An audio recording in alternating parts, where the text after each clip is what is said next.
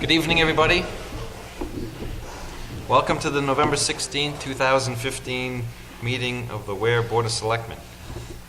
Not in our usual room because we had a good turnout last time. We barely made it under the fire code limit of the occupancy capacity of the room.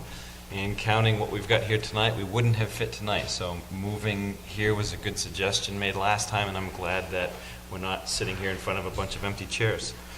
I'll ask everybody to join us in the Pledge of Allegiance, and the flag is up on the stage. Pledge allegiance to the flag of the United States of America and to the republic for which it stands, one nation, under God, indivisible, with liberty and justice for all.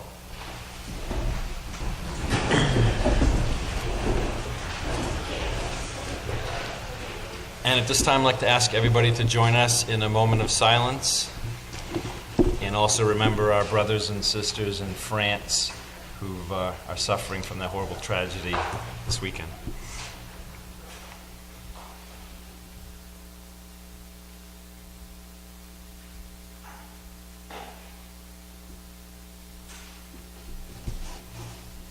Thank you. So we're here tonight for the second public hearing of a proposed noise ordinance. To hear public testimony and comment on the noise ordinance that would regulate unreasonable noise, the ordinance is available at the town office. Well, the noise ordinance copies are available in the box on the seat near the entrance, so if anybody didn't grab one, you weren't sure where they were, they're right there. And I'll open up the floor to anybody who would like to start. Go ahead. I've got a few thoughts I've organized on this.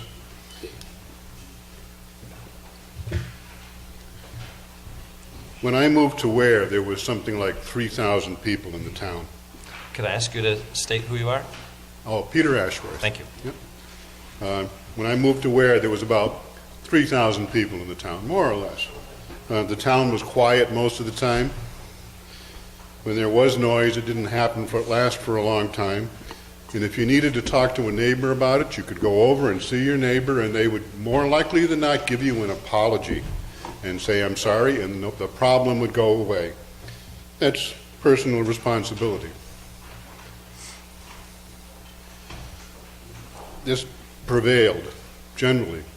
As the town's grown, our town now has over 10,000 people. I'm not sure how many it's got now. It's probably way over that. That was the last time I checked. Our growth in population has given us a new problem, noise. We get lots of noise. We have more people living closer together, and that brings conflict with the noise. What was not an issue is now an issue. We need to have a regulation that would regulate those who are not responsible. Loud bikes, ATVs, gunfire. Sometimes it sounds like the area is a war zone. It seems very disrespectful to somebody who must have post-traumatic stress disorder.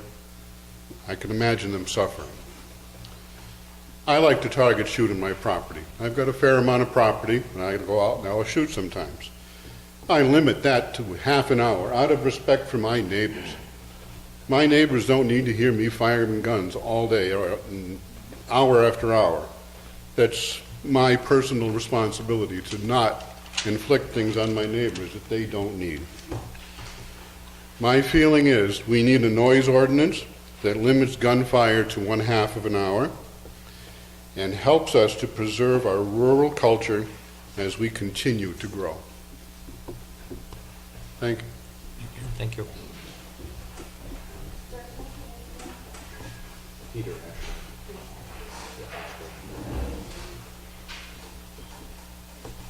Excuse me, would you like me to just point out the changes we made? Sure, if you don't want to, There are a few changes that were made since our last public hearing, and just to point those out so they don't come up with the same concerns. In the first paragraph, Roman numeral 1, there were concerns about a phrase that said "at any time." because the feeling was that that negated any of the other time limits because it says at any time. And we took that phrase out. In paragraph 4, at the end it says see section 7 for exceptions, because there was concern there that is specifically for 11 p.m. to 5 a.m.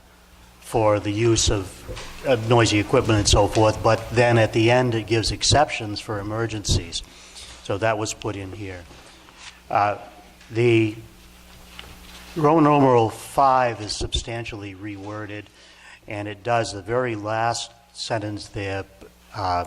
This ordinance shall not apply to public or private club shooting ranges except for the half hour after sunset to half hour before sunrise restrictions. So that was a concern that was expressed. And then there is some revision in paragraph number 6 as far as intentionally making noise through the exhaust system of a car. You know, teenagers putting a straight pipe on or something like that. So that's slightly changed.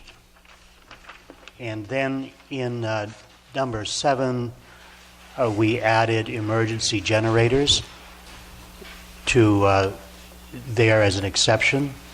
And then the last, Roman numeral 8, that was changed because this would allow to have multiple warnings the way it's phrased now. The chief of police was concerned that any time there was a second violation, it had to be a fine, and that really wasn't the purpose of this. So this gives some flexibility to give warnings, and then eventually there could be fines. So those are changes that were made since the last time that we had a hearing on the ordinance. Thanks, Tom.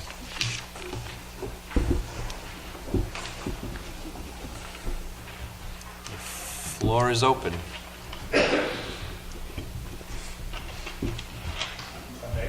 Yes, thank you.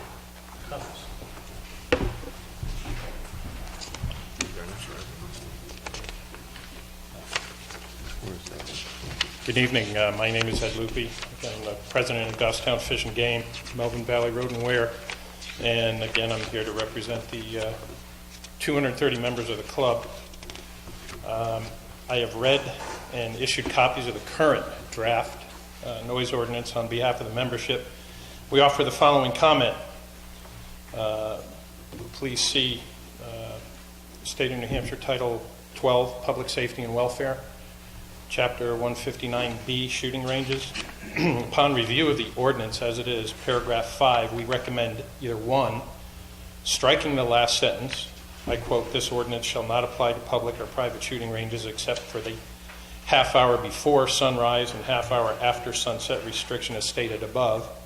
Or 2, amending the paragraph to include or add on public or private club shooting ranges not in operation prior to the adoption, enactment, enforcement, or proposal of this ordinance. The above-mentioned sentence as written would be in conflict with Title 12, paragraph 159B4, and Goffstown Fish and Game Association as a grandfathered club under this chapter would not apply.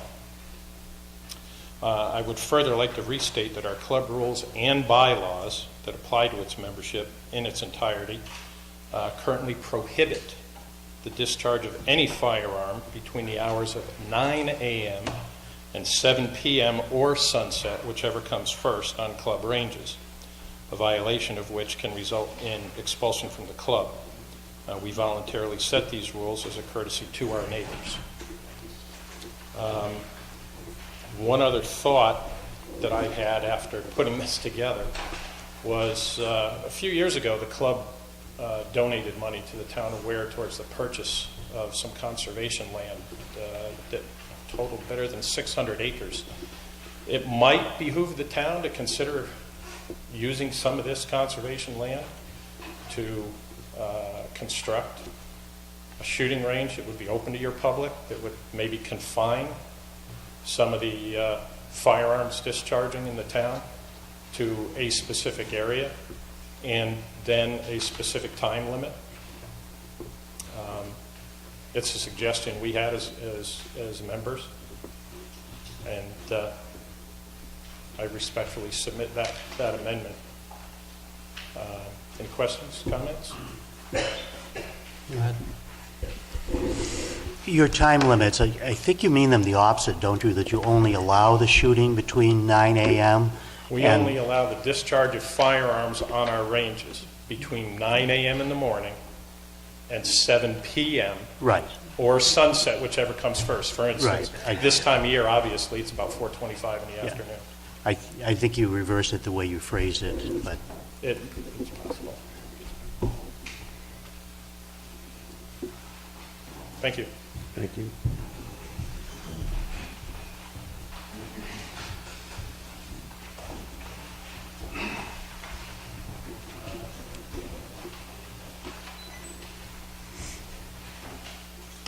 Good evening, John Van Lander Street, Walker Hill Road. Reading through this, what provisions are in here about fireworks? I don't read anything about that. And that's one of the largest problems, in my mind, in the area of town where I live. Is that an oversight, or is that an intentional removal? Thank you. I think the intent was that it wrap up at 11. It's not specifically stated that way, but, I mean, was that the intent of the board, if I remember remembering that correctly?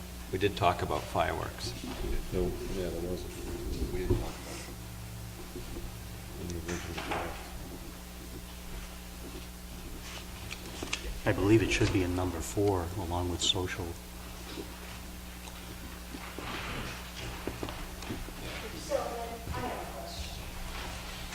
Christine Lenity, Bogue Road. Does that mean that the police are going to patrol on New Year's Eve and give citations to everyone who's blowing off fireworks at midnight on New Year's Eve? Or are those going to be exempt? Am I going to have issues?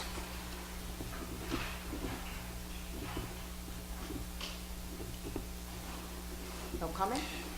Well, when we talk about fireworks, we would have to obviously consider language that would address that. Okay. Because before it was a common sense, common decency. Now it's going to be, it's midnight. Well, excuse me, but it's New Year's Eve. Or it's 4th of July. I mean, are we going to have a little leeway, or are we going to become a police state? Well, the intent, I think, was to address fireworks that go on all year long outside of holidays. I mean, that's some of the complaints we get. Every night or every weekend, late into the night, hearing fireworks. Okay, thank you.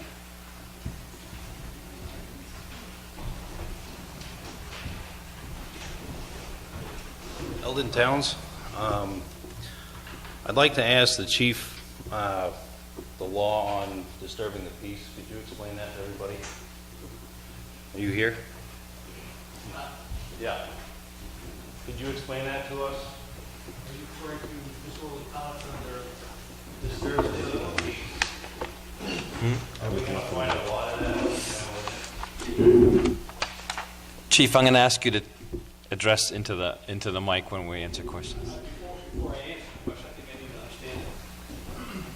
So are you talking about disturbance of the peace according to what's in here now, or are you Or talking any about the noise. state law? That's what this is about, noise ordinance. So disturbance of the peace for any noise. Well, the Board of Selectmen hasn't asked me yet, but I'll tell you, I don't think it's defined well enough here. But what's in the state? Is anything on here not enforceable by state? I don't think there's much that's enforceable at all of this yet. By state? But, not by anybody. No, I mean, state law, isn't there a disturbance of peace? Disorderly conduct.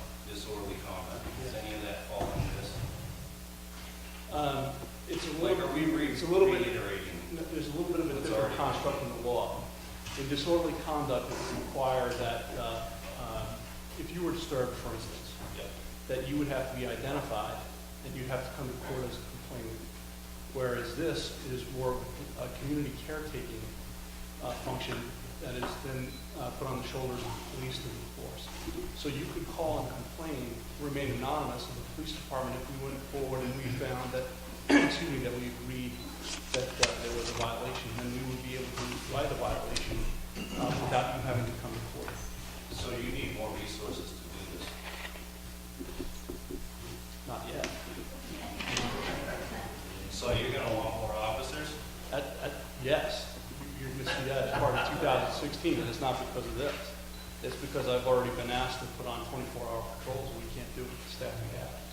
Right. We don't have 24/7, do we? No, we don't. Thank you. Sure.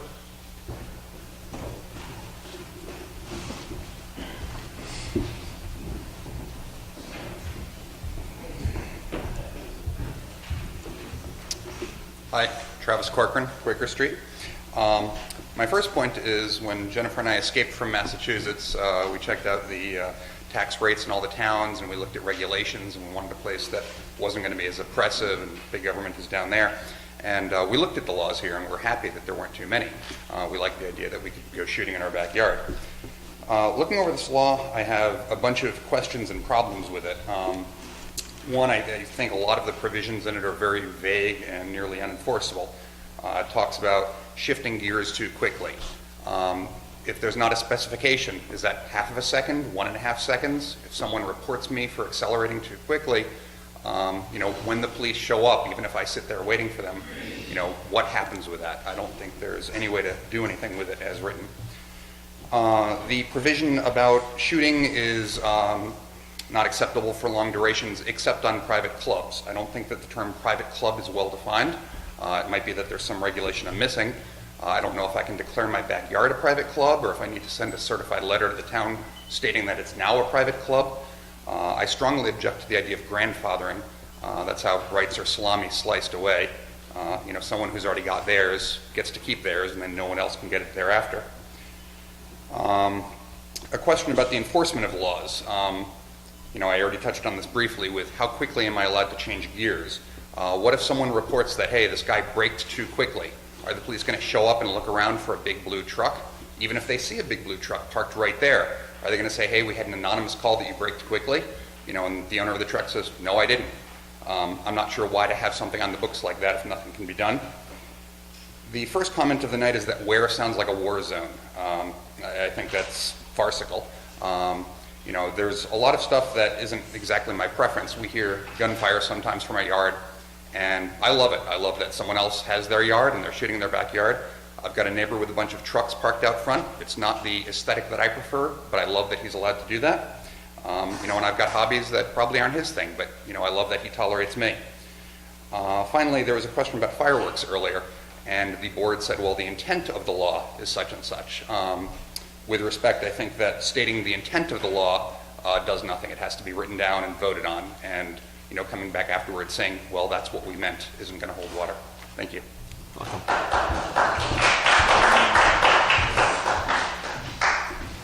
And that's why we're holding public hearings.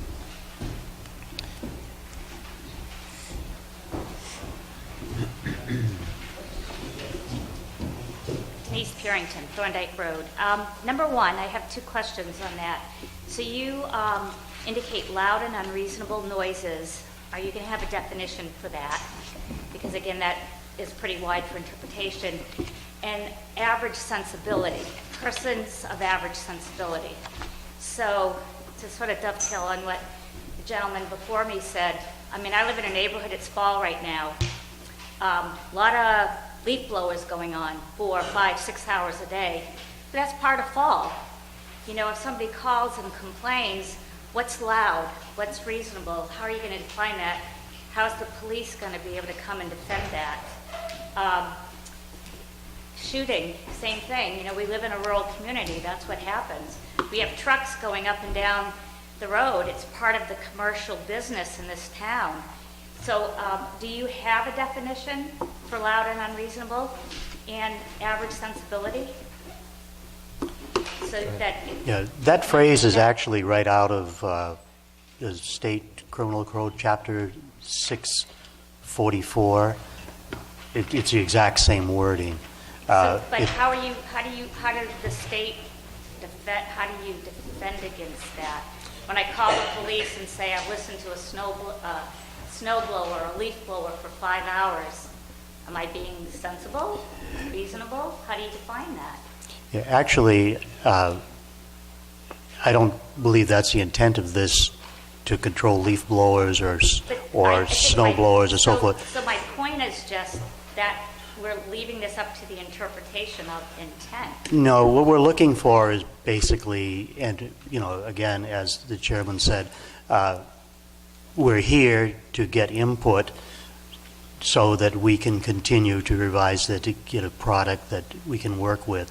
But the true intent here is to control noise between 11 p.m. and 5 a.m. in the morning. So then maybe That's- that should be the start. I mean, if Well, you're most of these do have that in it, but again, But as we number as one's we pretty hear wide open. people tonight, we'll know where to emphasize that and where not to. But there really isn't any intent here to tell people they can't use their lawnmower, their leaf blower, or anything, unless they do it at midnight. But that's the thing, when you start to put ordinances and laws like this together and you use average sensibility, you could have that one person who says, hey, it's disturbing me. And it's gone on longer than a couple of hours. And I think you just have to be careful of that. And remember, we all live in a rural community, and there's a whole lot of things that we all do every day that makes a lot of noise. So I do think it might be part of the state law, but I just think it supports. You're opening this up. I do feel sorry for the police department and the calls. How are they going to interpret that? And you're going to have neighbors fighting with neighbors. Which, again, I've lived in Weare a long time, and I just don't think that makes sense. So.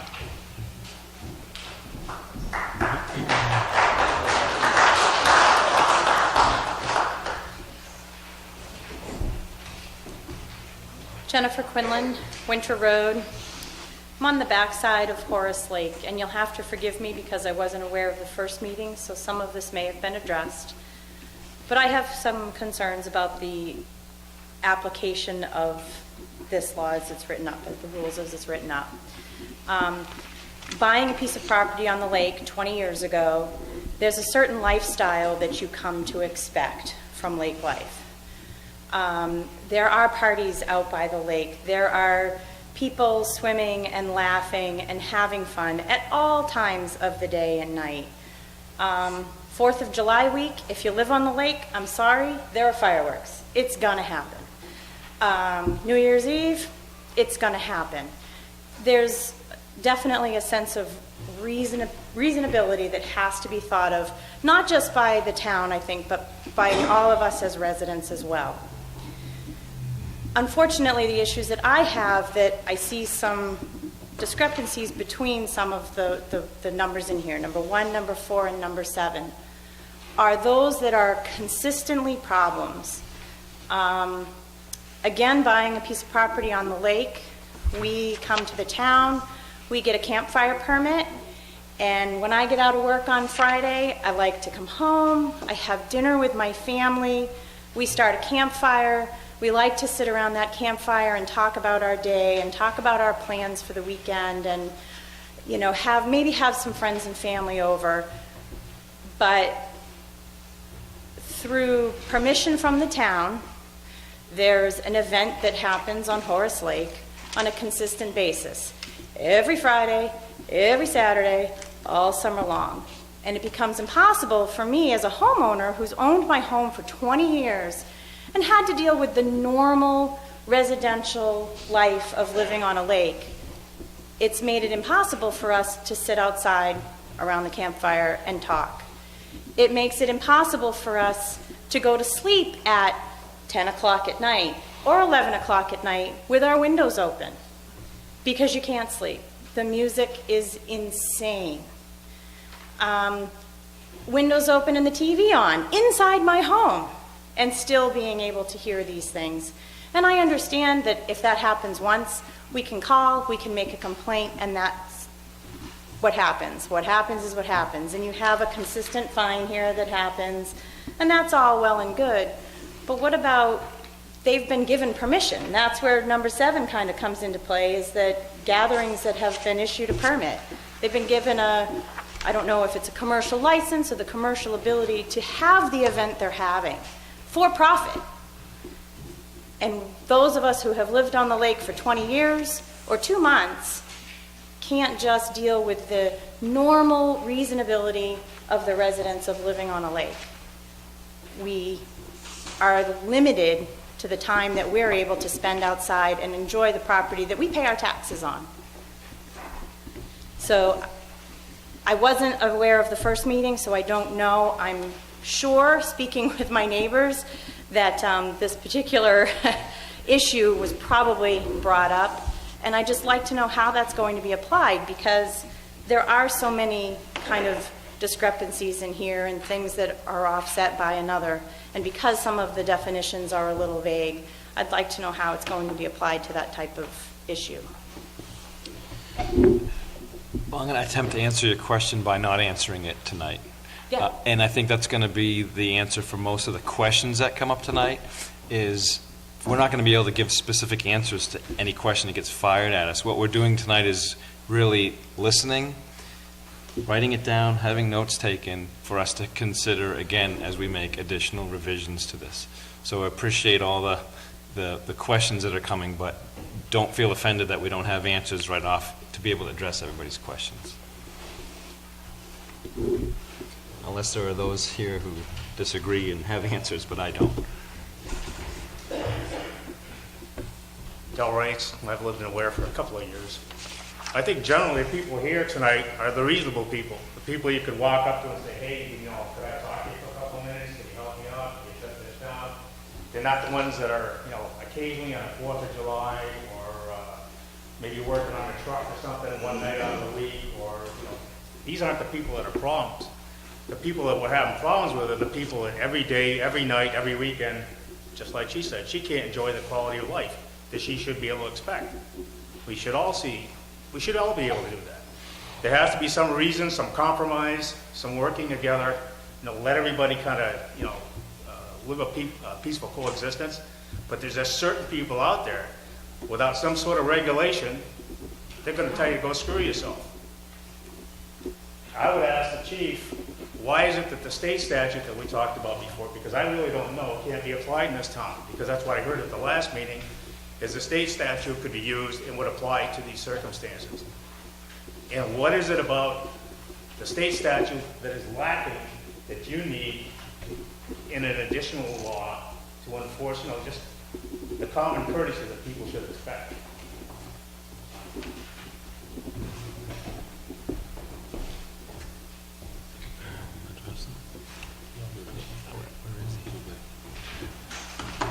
Chief, do you have an answer to that, or?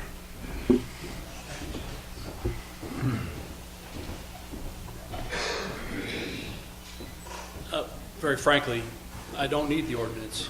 If folks are willing to come forward and be identified and not only be a complainant for the purpose of the police showing up, but be the complainant through the judicial process. And it doesn't matter whether it's between 11 in the evening and 5 in the morning, it's 24 hours. The state statute is applicable. But again, it does require some commitment on the part of the complainant to get through the process. So the ordinance, with some work, the idea would be then that we would be able to take a step on your behalf, again, as the description I used before is a community caretaking, so that, you know, it's between that 11 and 5 in the morning, and if an officer was driving down your lake road and could hear from your side of the lake music coming from the opposite side of the lake, they wouldn't have to knock on your door and say, are you being disturbed? Or you wouldn't have to get up and call us. We could go over and address the problem ourselves on your behalf without having to bring you to court. So I see that there is some value to this. There is certainly some value to this. And it's mostly, frankly, for your convenience.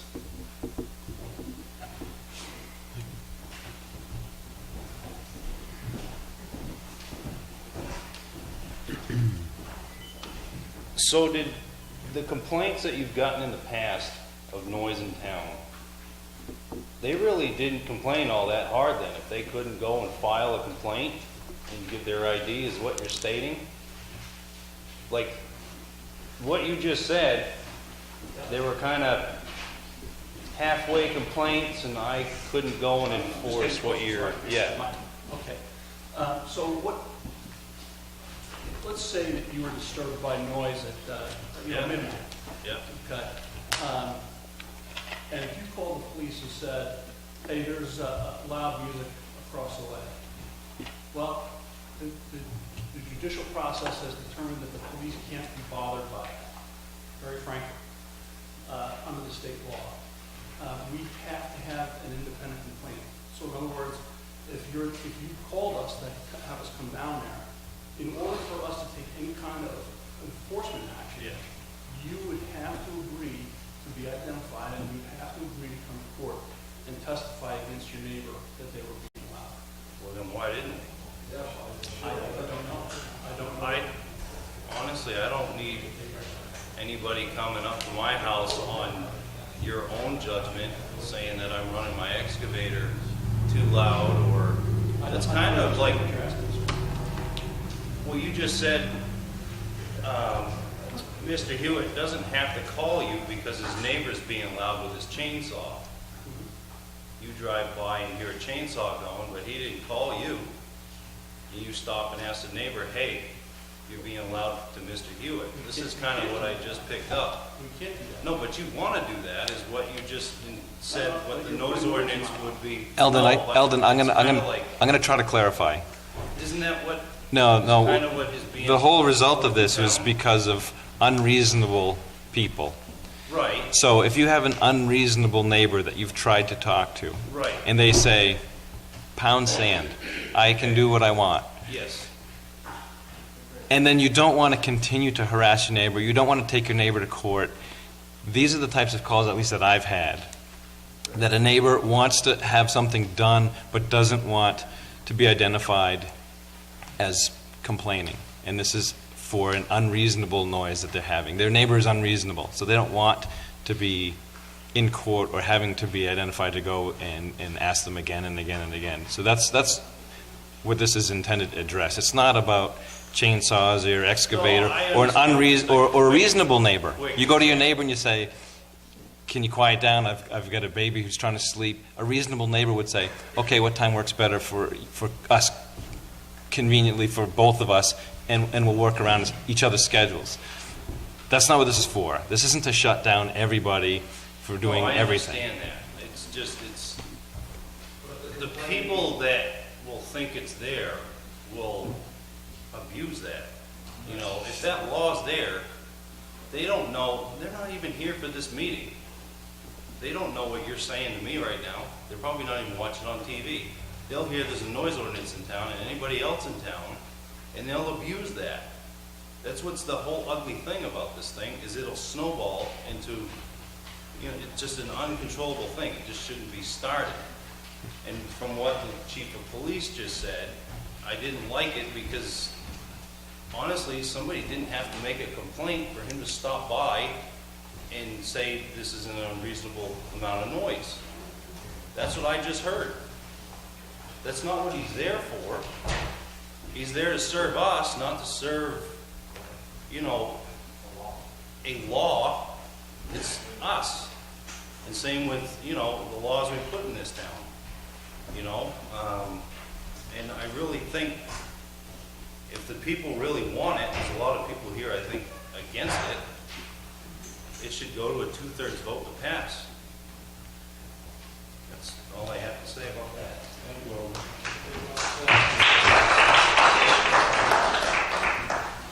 I'm David Huey Sr. from the East Street. The only problem I have here is shooting fireworks off at 2 o'clock in the morning. And as far as all this stuff that's in this paperwork, I think they should have the town ordinance from 11 o'clock at night till 5 in the morning. You're not running an excavator at that time of night, are you? No. Okay. No, but it's, So why is all this garbage in here? That's all I have to say. yeah. Should take your ordinance from 11 to 5. Right, so just don't set the gates at the end of the roads then, and shut the roads down. Cindy Griswold on Flanders Memorial Road. So I have a question on I guess it's number 7. Can you define what you mean by emergency generators?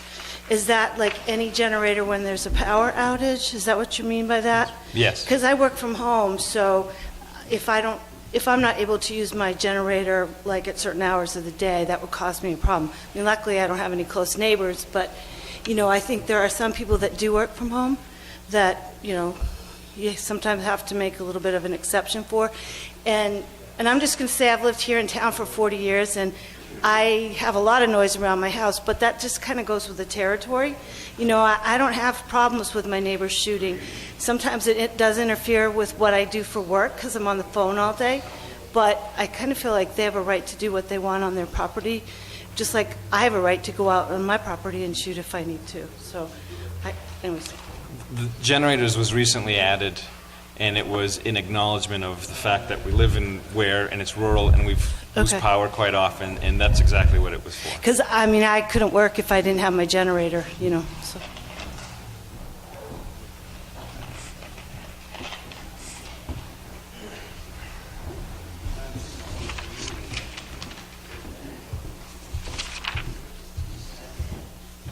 The gentleman in the gray sweatshirt made some good points, and I just wanted to slightly restate and raise a different emphasis. He was saying that right now, the police are empowered by state law to crack down on any noise complaints that there are. However, there's a minimal cost. The person who's got the complaint has to say, hey, this is bothering me enough that I'm willing to take a few steps. So there are incentives there. And the incentive is no one is going to file a frivolous complaint because it takes a little bit of work. And I would suggest that having, to use an economist term, having these minor costs is a good thing. It makes sure that there is not an oversupply. We don't want noise complaints coming in 20 times a day. We also don't want to incentivize the police. We get some new guy and he particularly hates noise, so he's driving around with his window down all the time listening for a chainsaw because it's fun. It's boring to just drive around in circles. Much more fun to stop, get out, say, hey, I see there's a problem here. We also heard some hints that if this did pass, we might need more staffing on the police force, which would lead to a budget increase, I'm pretty sure. The second point is there was discussion that the purpose of this meeting is not necessarily to pass the law as is, but to refine the law. I think there's an implicit suggestion there, which is it's not necessarily to pass this law, it's to pass a law.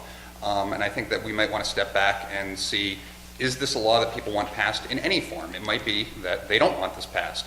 I certainly know that people have come to you and said, we want this passed, but that might be 10 or 20 or 100 people, which might constitute a very small minority. So I don't want to go off with the unexamined thought that, yes, a law will be passed, it's just a matter of getting the right one. The right one might be the law that we have right now, which is none. Finally, if there is to be a law, I think that what's on this paper is very ad hoc, and I'm not a lawyer, but I've got some friends who are lawyers. This is very ad hoc, and it's a layman's attempt to draft a law. And I think that if we're looking at something that's going to be enforceable, you'd want to look at state law and maybe clone that state law, except change, we do not need a complaint to, or we need a signed complaint to, we do not need a signed complaint.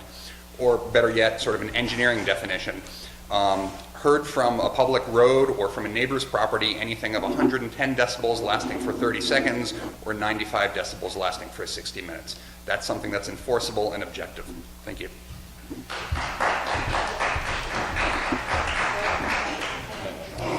Thank you. I do want to address just a couple of things you said. You said a lot, so I don't remember all of it.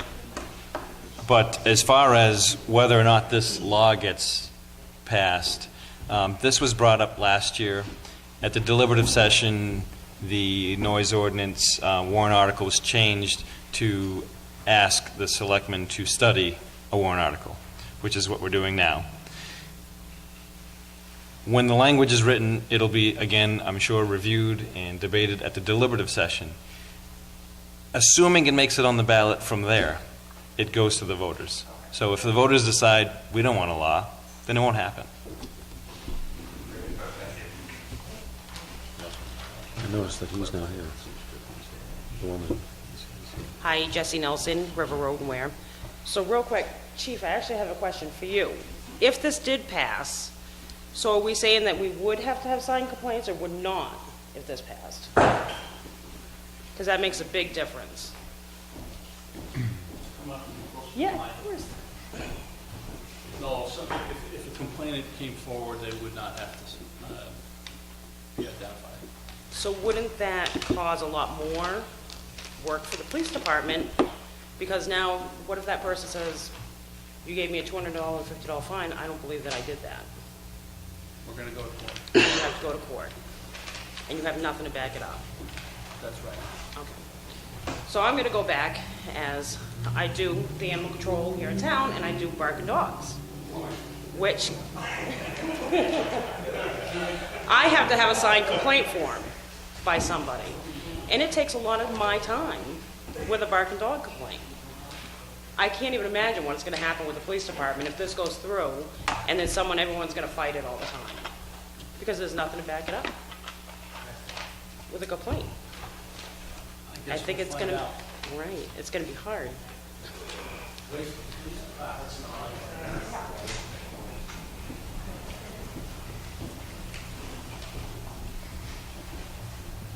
Previous to this chief, I made several phone calls. Police team came to my house and said, just straight out, nothing we can do about it. We're leaving, that's it. They didn't say anything about filling out any kind of a form or anything, because trust me, at this age and having lived through cancer, been burned in explosion, I'm not afraid too much. I'll tell you exactly what I think. And I have no problem with that. But, I mean, previous to your being here, that's what I was told by your officers. And at least one of them still here. Just driving, nothing I can do about it. They can do whatever they want, 24 hours a day, 7 days a week. Doesn't make sense.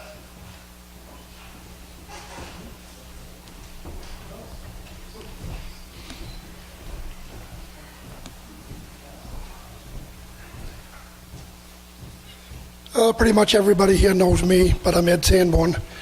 What this whole thing stems from is probably a very small minority of people complaining about their neighbors.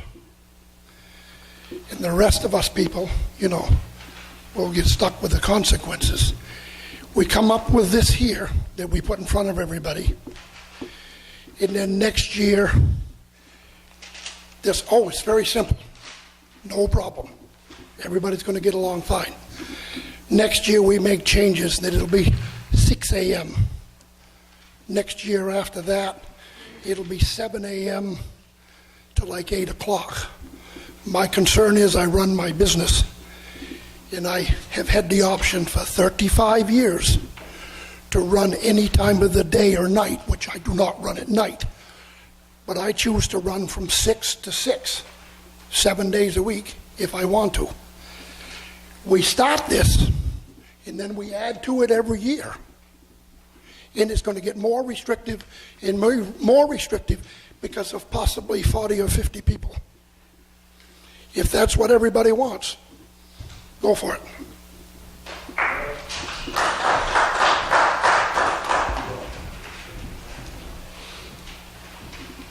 I'd like to add an exemption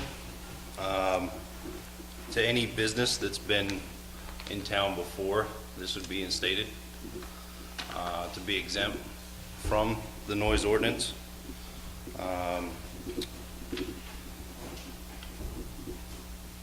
And that's all I'd have to add for an exemption on that, because we have been here a lot longer than most of the people in town as well.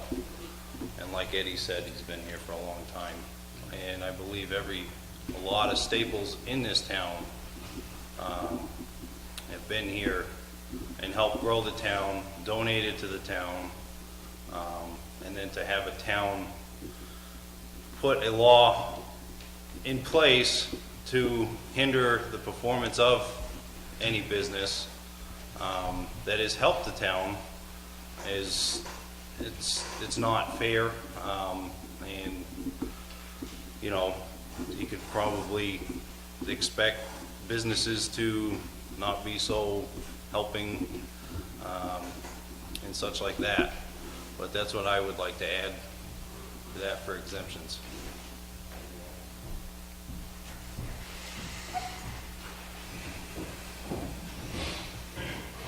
Hi, Selma Labus, Oak Ridge Road. I tend to agree with the first speaker of the night. I've lived in Weare for 28 years, and prior to that I lived in rural Vermont, and prior to that I lived in rural Indiana. My family was hunters, and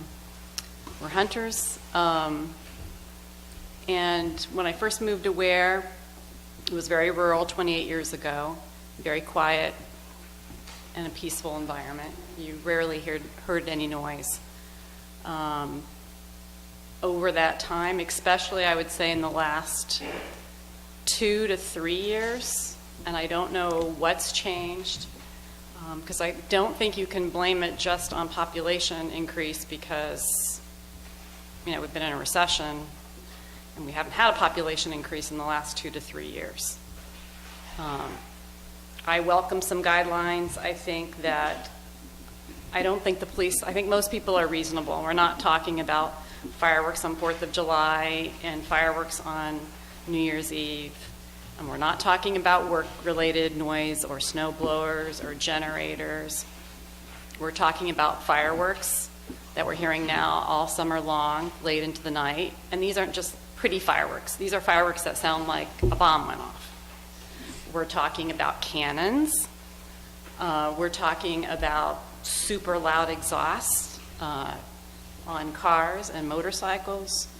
And lastly, probably the most disturbing thing to me is we're talking about gunfire that we're hearing all weekend long. And I think it's a few individuals, but it's a growing number of individuals.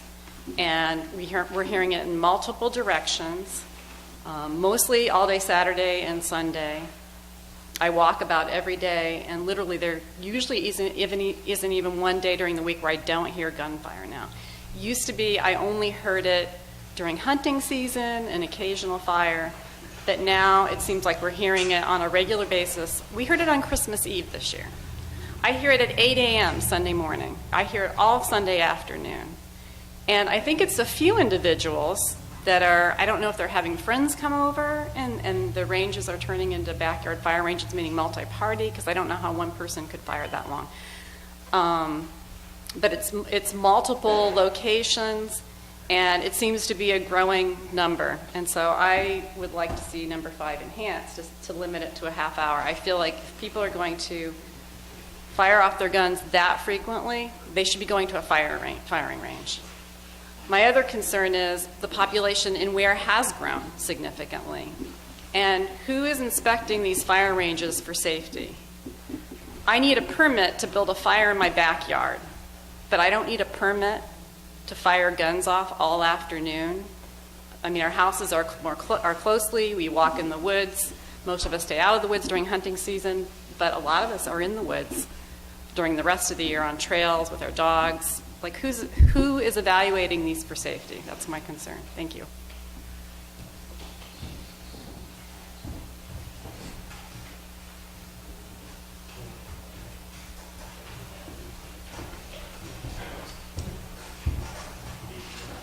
Tom Vaughn, 526 River Road. First, I'd like to comment on the Weare's opening of the meeting with a moment of silence. I think that's the proper way to do that. Thank you to the Board of Selectmen. My comments at the last meeting were a little driven, and I went down many different roads. Tonight I'm only going to comment on a few things, and it has to do with business in this town. Again, I will state that this board seems to take an anti-business view. So, in your written ordinance that we're going to be bringing to the voters, I think we need to add exceptions, and please make a note of this, by zoning. Now, we have been unable for many years to add much to that industrial park down there that brings us a good tax base.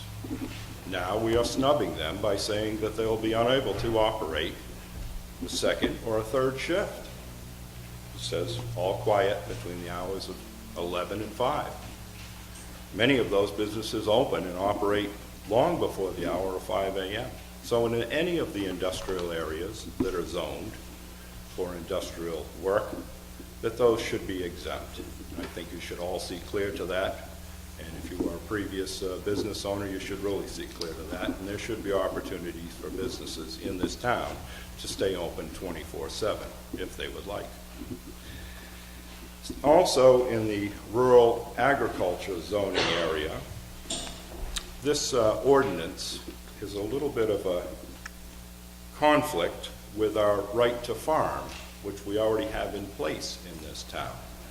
So you're telling the person that operates a farming operation that they need to be all quiet and not disturb. Where in the farming ordinance, it says that they have the right to use their land as they see fit. And sometimes that includes noise. Farming and agriculture are things such as industries, such as sawmills, and that type of thing also fall into that category because it is of an agricultural base. So be careful to not snub our noses at the areas that are zoned to help relieve the tax burden that is so high to the residential owner. Let us put our arms around those areas in town and embrace them and let them operate freely so that they may maybe even expand. In creating this draft, which was cleaned up a little bit from the little newspaper article, I would like to ask if apparently right now it is only under the board's directive that this is being composed. Is that just a yes or no will do? Yes. Okay. Would you consider a committee of interested taxpayers from both sides of the spectrum to be involved and make comments and sit at a forum and or as a committee to help you formulate something that is reasonable?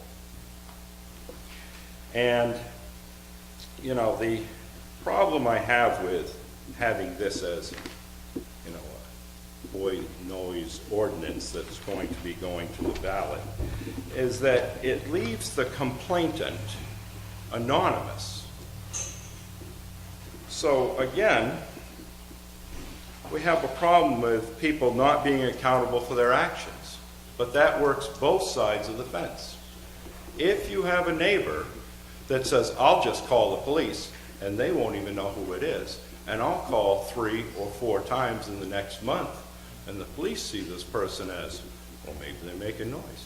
I have to go and process a complaint against this noisemaker, and the person who's anonymous just stands in the background and is not accountable for any of their actions.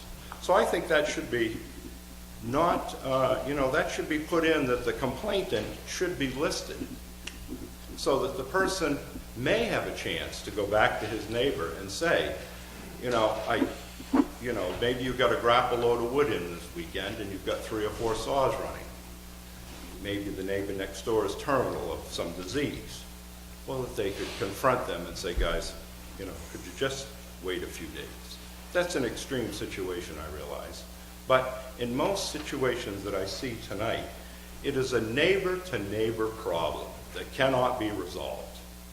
Well, it could be resolved if, with the help of the police department and his staff, with proper training, could help mediate and arbitrate a noise cause, whatever that might be.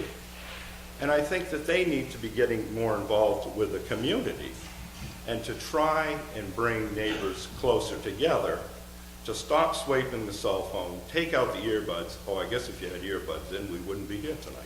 So I would like to see that the police become more active in trying to mediate some of these calls that might come in. And I think it is a very small percentage of problems that exist to create such an ordinance as this that, again, as I have said in the past, strips the citizens of their right to use their land. So good common sense and a good neighborly policy could go a long ways. Thank you. Thank you.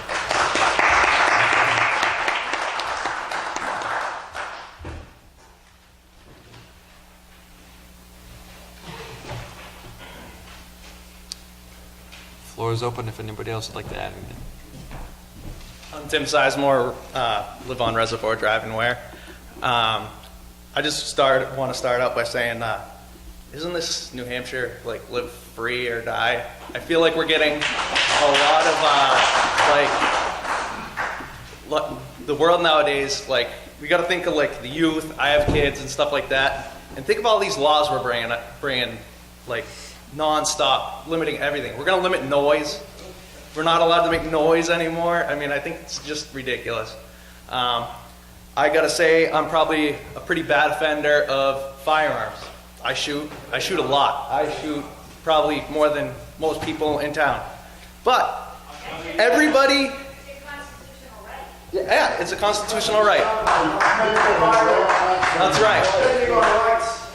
Not only that, but I have to say, all those properties surrounding the area I shoot, everybody is here, but not for the noise ordinance. They're against it. I shoot right near Eddie's. I shoot right near Todd Nichols. I shoot right near Brian Ivanjack's. I shoot in that area. All of them can hear it, and I guarantee they're all here to be against the noise ordinance. I don't know. Yeah, I mean, there's not one person. I don't know. I just think it's a little ridiculous. Yeah, sound freedom. Exactly. That's all I want to say for now.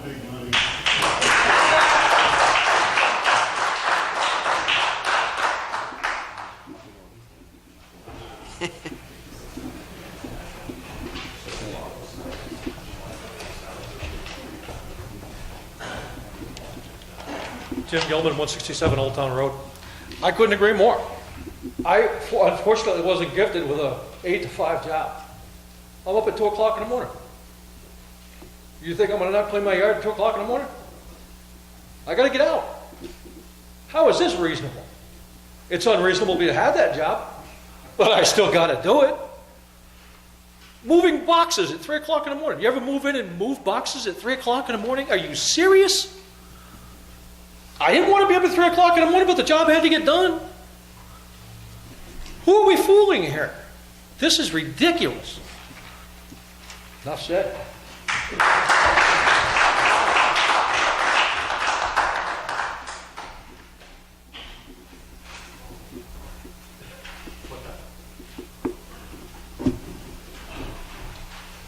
Anybody else?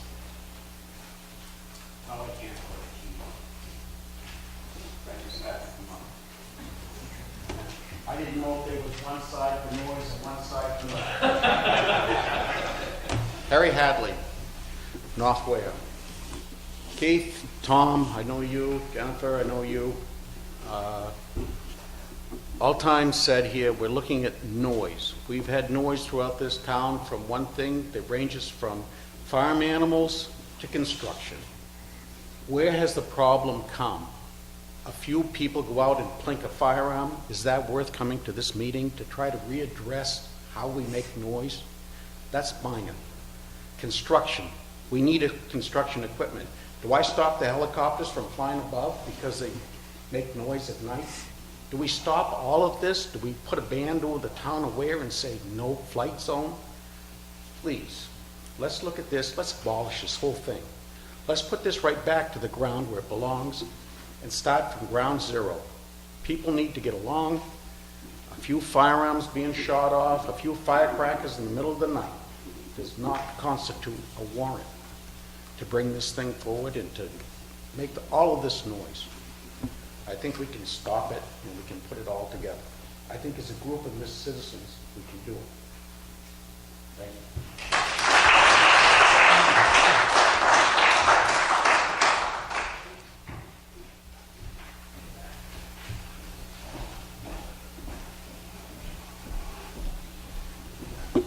Hi, my name's Anna Roof. I've lived here in Weare since 2002. I'm going to state an unpopular view, I can see, but what I think is sometimes it's good to have a tool that you can use when you need to. And I don't think I'm not unreasonable about this. People should be able to do what they want to do and shoot their firearms in their yards. It's their property. If people are working and doing, work-related things, I wouldn't think that's a problem either. But I think the way that it is now, there's no tool to use if there's a problem. If in the middle of the night, which has happened, if I wake up and there is really a lot of noise, there's nothing that we can really do at this point. If you call the police and say, this is repeatedly happening, my daughter and I keep being woken up in the middle of the night, there's really not anything we can do. And so this way, if people wanted to use it, they still have to call, and let the police know that something is going on. But at least there's a tool for the police to be able to say, this is not reasonable, it's at an unreasonable time, and this keeps happening. And I think right now the police don't even have a tool to be able to really do anything about that when it happens. So I know, speaking for myself, I don't think, most of the time I just try to go back to sleep and not let it bother me, but I would feel more comfortable at least there was something that we could reasonably do. I agree that we should all try to get along, but I think that there are the exceptions where people go ahead and do something repeatedly. Sometimes they may not even really know that it's bothering other people. But to leave the town without any tool to be able to use, I don't think it's going to be abused. I think quite the contrary, it gives us something to be able to use when this happens. And I know for myself that would be helpful to know that that was true for me and my kid, when we wake up in the middle of the night with this kind of thing going on. So that's my view on it. Again, I don't think it would be abused. I think it's not like private citizens are going to be able to, if somebody was being, kind of a crank and repeatedly calling and complaining in this way, I don't think the police here, they're reasonable. They wouldn't back up that person who was doing that. So that's my view on it. I know that, I just wanted to be able to state the opposite side of this. Thanks.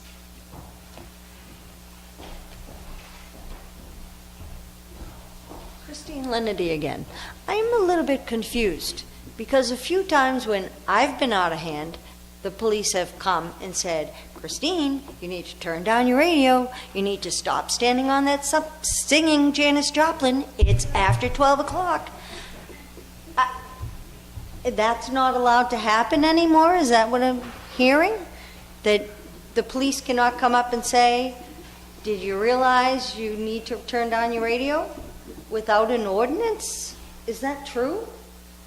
So then why, when you get disturbed, am I hearing that you feel you can't just call and say, Christine's making too much noise again?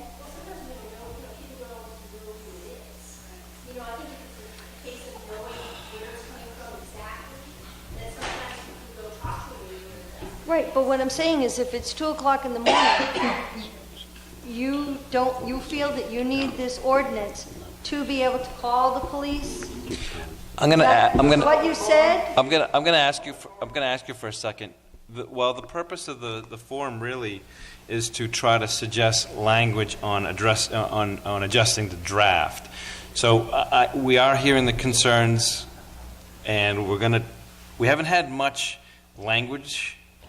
But what I'm trying to get in my head, come March or April when we vote, is that what we're saying, that I cannot call the police and say, I can hear there's a party up the street, could you come ask them to turn it down without this ordinance? It's a good question. I'm not sure. Okay, thank you. Mm-hmm.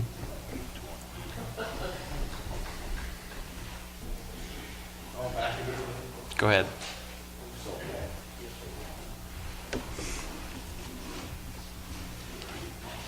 As I look through the ordinance here, again, by name Harry Hadley, North Weare, we pretty much define things down to a few pieces of equipment. I mean, we're looking at equipment that makes money.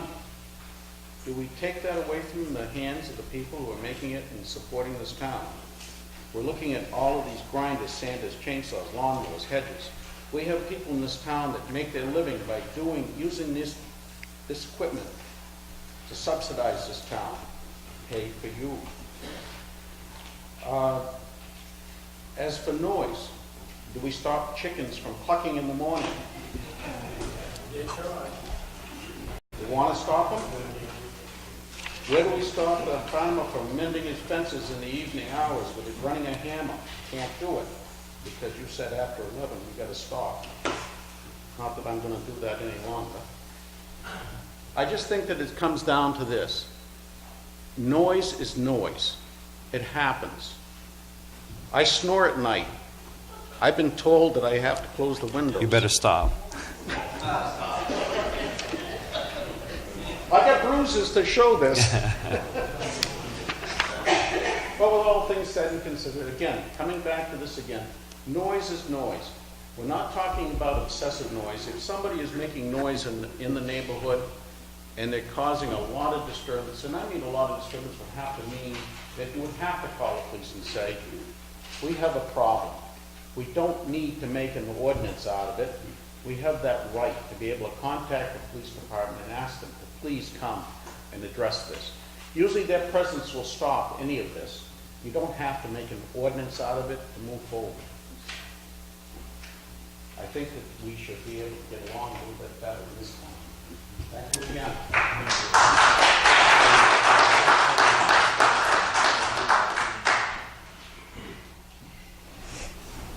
Eldon Towns again. I just want to ask you guys, have you guys gotten any research on towns that do have a noise ordinance, what it has done tax-wise, impact-wise, valuation of property-wise? Have you guys done any research on any of that data? I see you grabbing the mic, so I'll... Well, only to say that this language came from a collection of other ordinances. We tried to keep it as simple as we could, but we have a stack of ordinances, noise ordinances from a variety of towns, some very close, some a little further away. We got one from Swansea, New Hampshire, one from Hanover, New Hampshire, one from, I think, New Boston, Goffstown. But we did draw on language from surrounding towns for this. Okay. It's not unusual, not a popular comment for me to make, I realize, but it's not unusual for a town to have a noise ordinance. What has it done to the valuations in that town? I don't know how you would ever assess that. How could you possibly assess that? Well, say you want to sell your house, Keith. Would Yeah. you, in your listing, list that your town of Weare has a noise ordinance? Do you think I it would wouldn't add list. value? I wouldn't list a list of ordinances in my town. If I'm selling my house, I would list the amenities of my house. I don't know how to answer what you're asking, In Alvin. that town, I would tell them how many acres I have, what street it's on, how square certain footage of my towns house, how many value higher baths. than others? Yeah, there are certain towns that have higher evaluations than others. Yeah. My question though is, there was a time in a town they didn't have a noise ordinance. When the noise ordinance passed, has there any research been done to the valuation of that town after it's been passed? Not that I'm aware of. Could you guys maybe research that and have it available at the deliberative session to see what does happen to values in town? Because I could see this going two ways. The valuations could drop, that or some buyers would say, I'm not even interested in going to this town because people like to live free.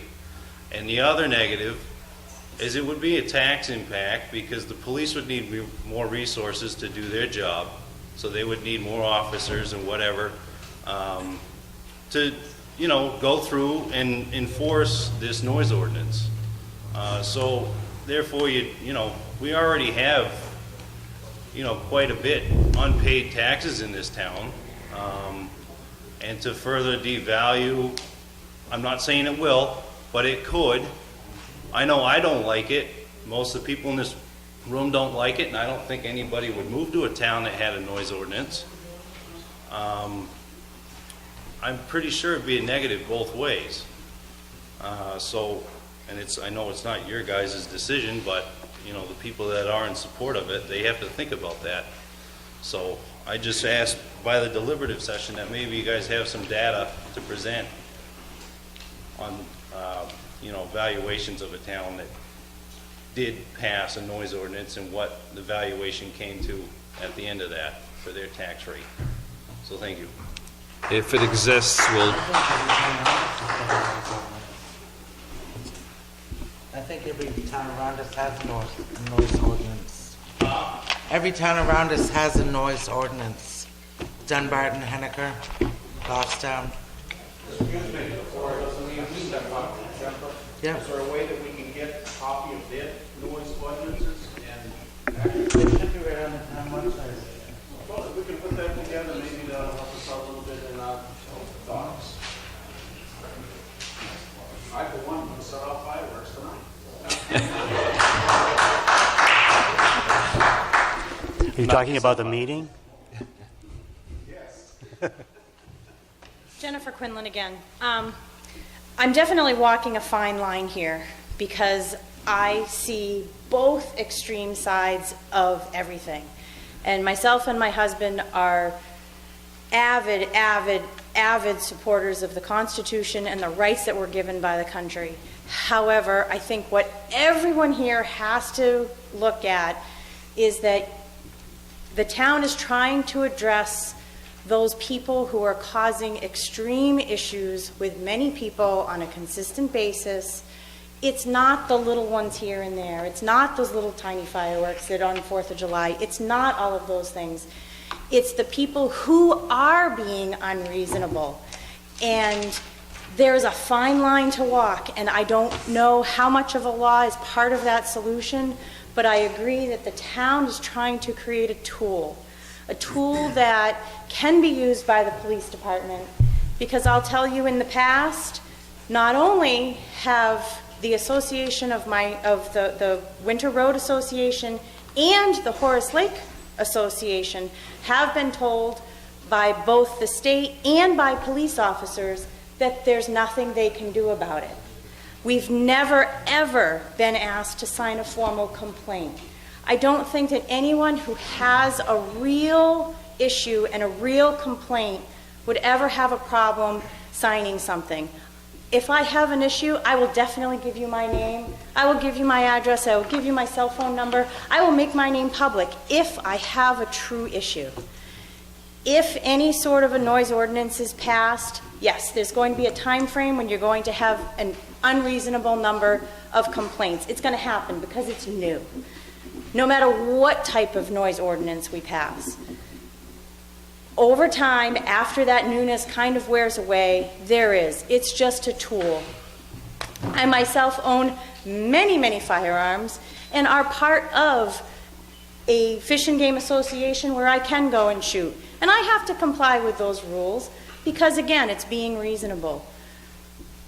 Is everything in here necessarily needed or explained very well? I don't know, and I can't give you that final answer, but I do think that we need a tool and some education with the town, the police department, and the residents to make it reasonable for everybody.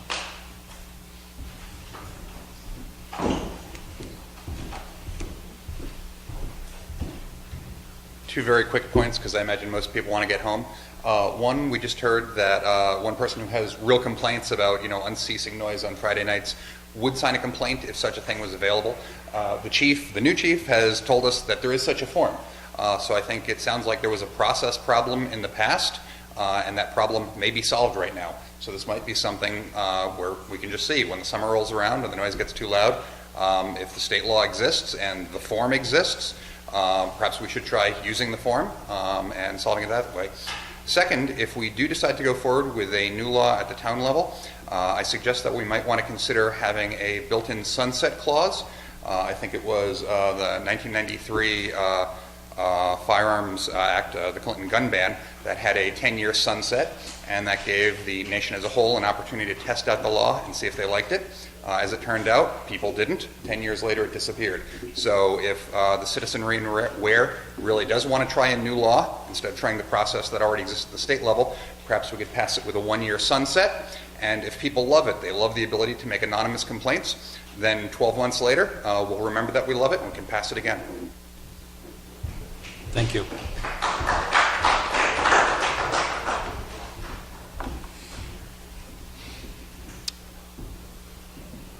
Anybody else? There's no line?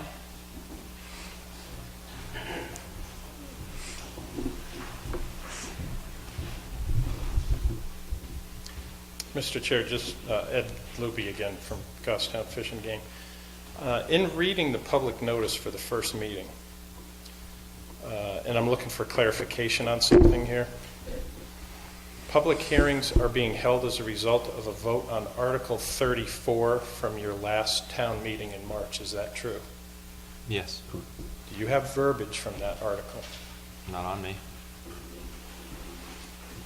I'm assuming it was instructing you, as you said earlier, to look into the formulation of a noise ordinance. Is that true?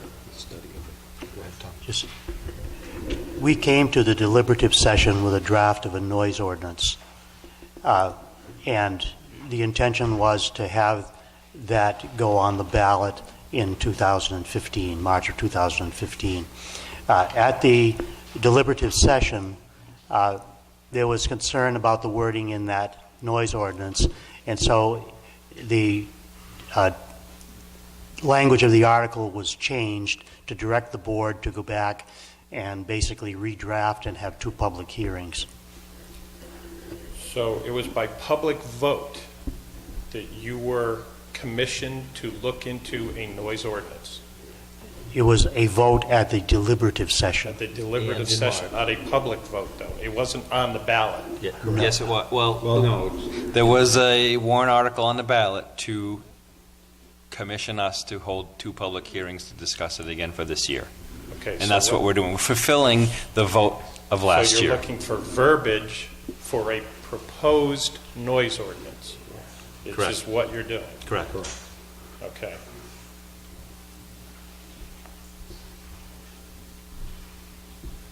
All right, thank you.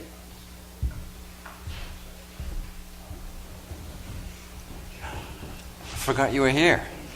Pardon me? I forgot you were here. Frank Campana. I couldn't sit any longer. Took you long enough. I have a question. The police chief is here tonight. He wasn't here the first time. Who's going to enforce, if there's a noise ordinance that gets proposed and passed, who's going to enforce it? Who would be the officials to enforce it? Be the selectmen, the police department, highway department? It would be law enforcement. It would be law enforcement. Yeah, absolutely, yes. My question is I know this police chief here, he's only here 32 hours a week, but it sounds like he's first line of defense. His department is the first line of defense. And how much of a sit-down did he have with the board to go over a noise ordinance?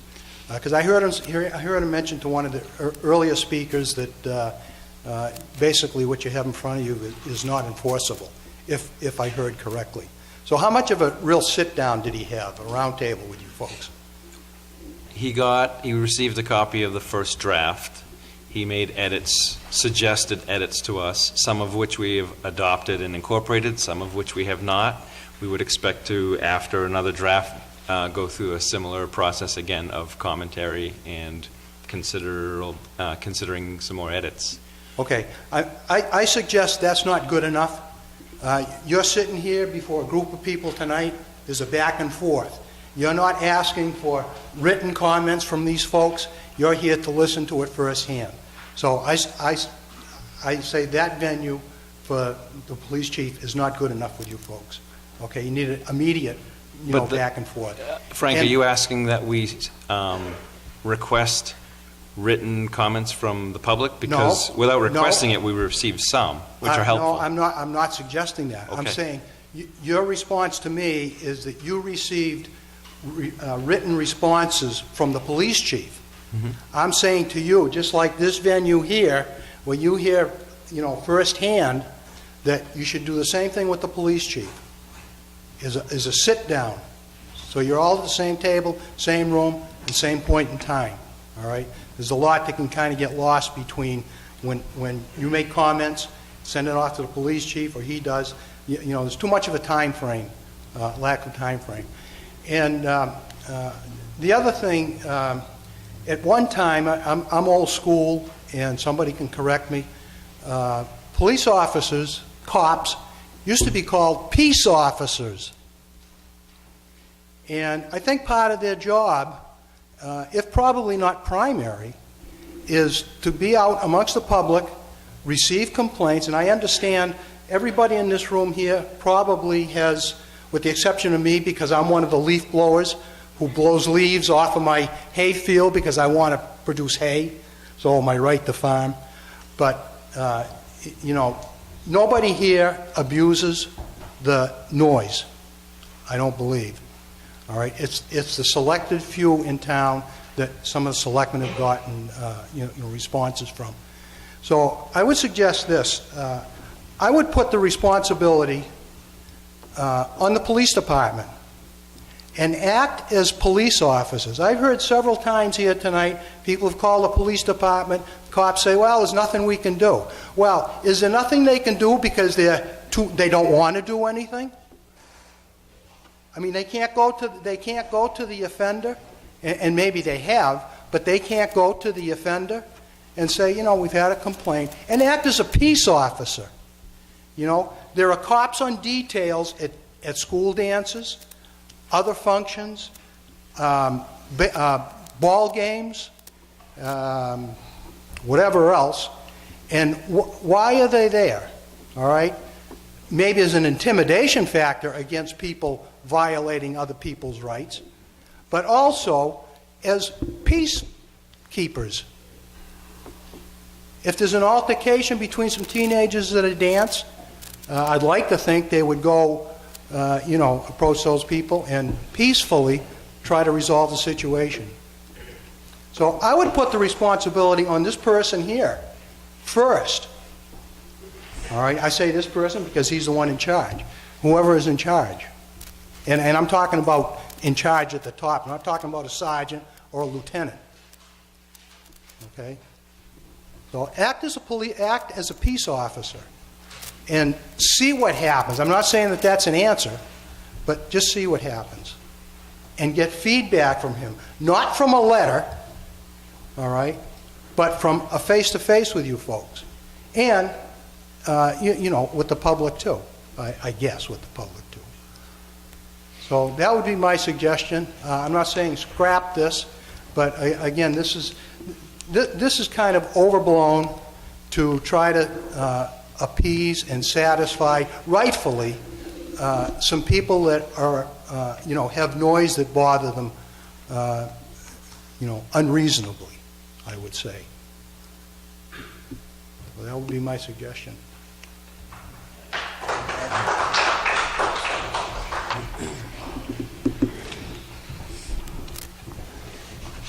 Brandon Fontaine, South Stark Highway. Since this is about the language in this, I want to go and strike all this out and emphatically about shooting, because there should be no time limit on freedom.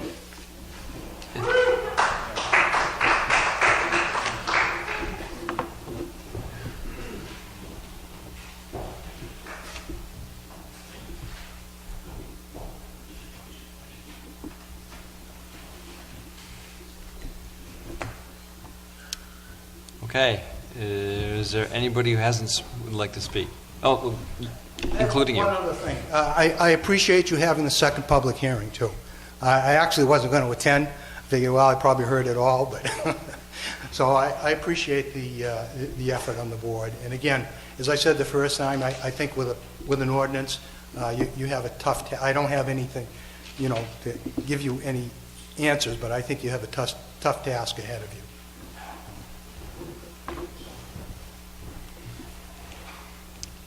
I'm about to say last call. Charles Wood, Craney Hill. Couple quick questions for the board. After you go through, make the changes that you've listened to here, hopefully, will there be an additional form where we can actually add more comments or find out what's in this before it actually goes for a vote? Once we update it and make edits, and as a board decide that we're satisfied, it will again go up on the website, so anybody can take a look at it. What notice will there be that it'll be up on the website? Because like this here, I didn't know this forum and meeting was going to happen until I saw it on the sign going by, and my son let me know about it. I didn't know anything about the first one. So my concern is, this ordinance going into effect without anybody knowing about it, until all of a sudden it's on the ballot and not, I mean, how do you really track that down to find out what's in it? So again, I mean, we can't make personal phone calls to everybody in town, but we will post it on the web, and the website will have this, if you've ever been on the website, it has we'll have like, it's a big red alert. It'll tell you something new is on there. It will definitely go on there. Check it daily. Check it periodically. Okay. The additional time to comment on it will be at the deliberative session. And that'll also be listed on the website? I think it might be listed on there right now when the deliberative session is going to be. First Saturday not have a computer or know how to get on the website. First Saturday in February. Sorry? Know where your selectmen live. Well, I'm just concerned that we have a lot of people that, and one of the things that has really popped up is those that have been in this town for a long time.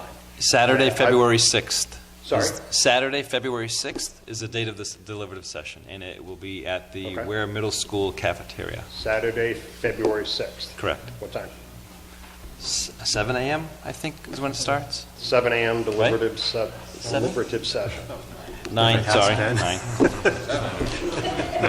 9. Okay. I don't have it in front of me. It's in the morning. Another thing I wanted to bring up here, and the chief would actually be able to speak better to this.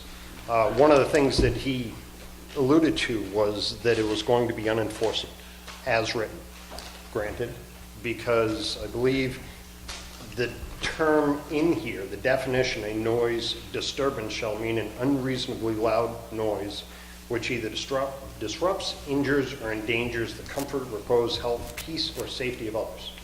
That's how it's written. That's 644. Are the police officers that potentially could be cruising around town, hearing noises or whatnot, would they be counted as peace or safety of others? Because the way I read this, unless you have a written complaint, chief, you have no crime committed. Is that correct? No. So, go ahead, Not Chief. under Go this, ahead. but as it is current. Right, there's, again, I'm getting close because of the problem. microphone. The difference is under the state law, state statute for disorderly conduct, that requires a complainant. A town ordinance does not require a complainant. But we currently do not have a town ordinance. That's correct. Okay. So until we have a town ordinance giving you the authority to actually drive around town or take an unsigned complaint, if you will, you have to have that signed complaint to actually have a violation of the law. Yes, but Okay. let me also clarify. Sure. Okay. A signed complaint, maybe that's true in other states, but in New Hampshire, that's just TV. If you identify yourself, that's sufficient for the purposes of the state bringing a complaint forward.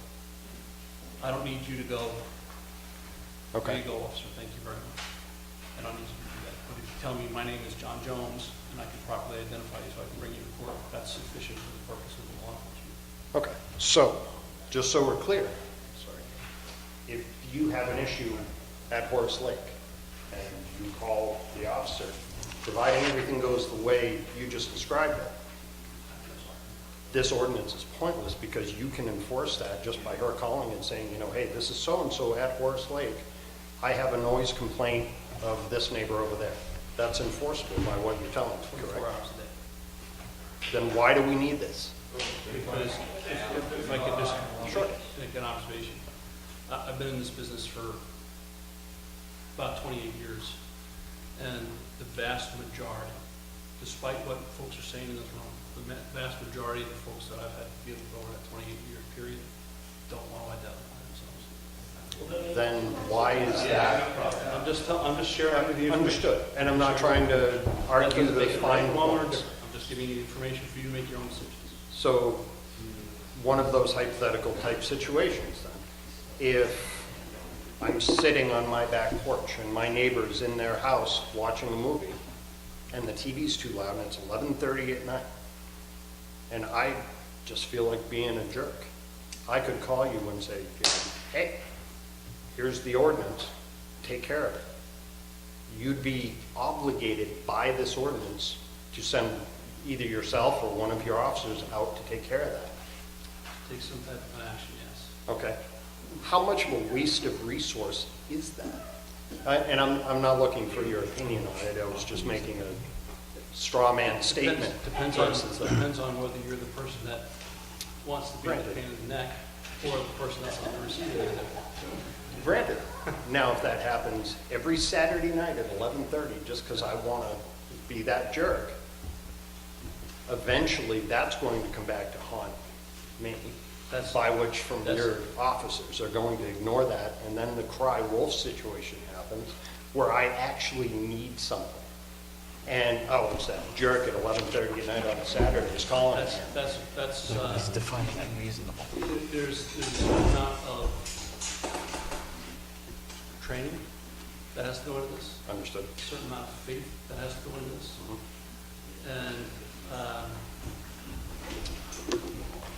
well, frankly, I'm not always going to be here.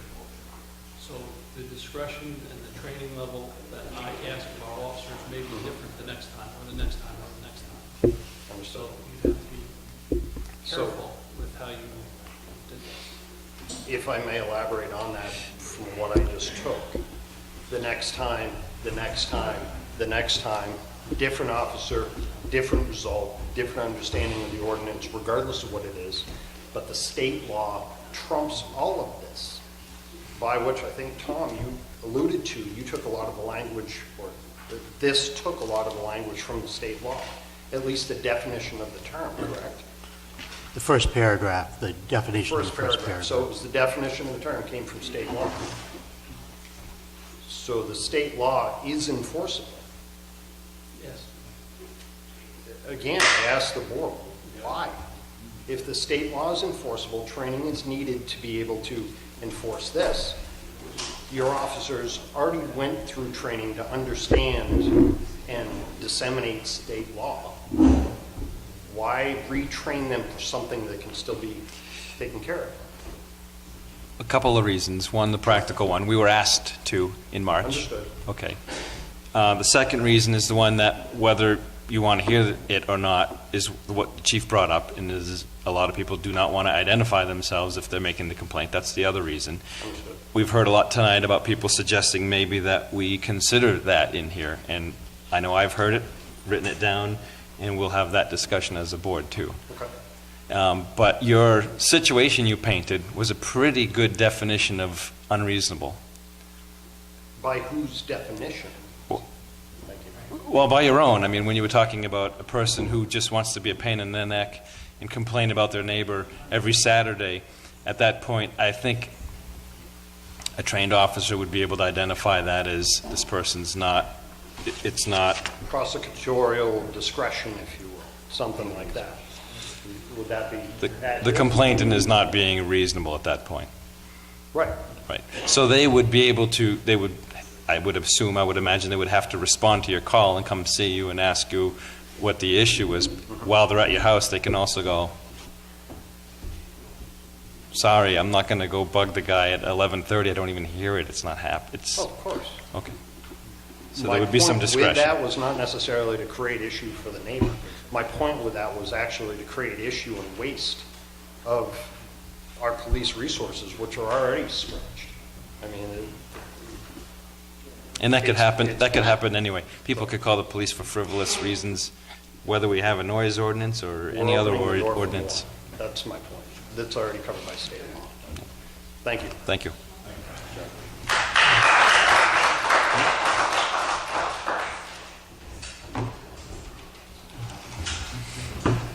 Tom Vaughn, I'll be very, very brief. As citizens and taxpayers of this town, we look to this board for leadership and guidance. And I ask you this evening, as we close, to consider abolishing and striking from the record, because we already have state statute covering all these issues we discussed this evening, to abolish this new warrant that is trying to be passed, and when it comes to deliberative session, to not recommend moving forward with this warrant. Thank you.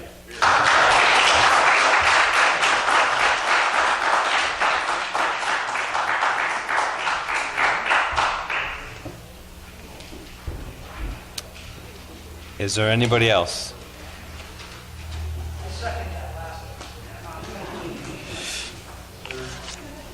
Okay, where's the agenda? Okay, I move we close the public hearing. Is there a second? Okay. All in favor? Aye. Aye. And I move we adjourn. Second. All in favor? Aye. Thank you, everybody, for coming tonight, and also thank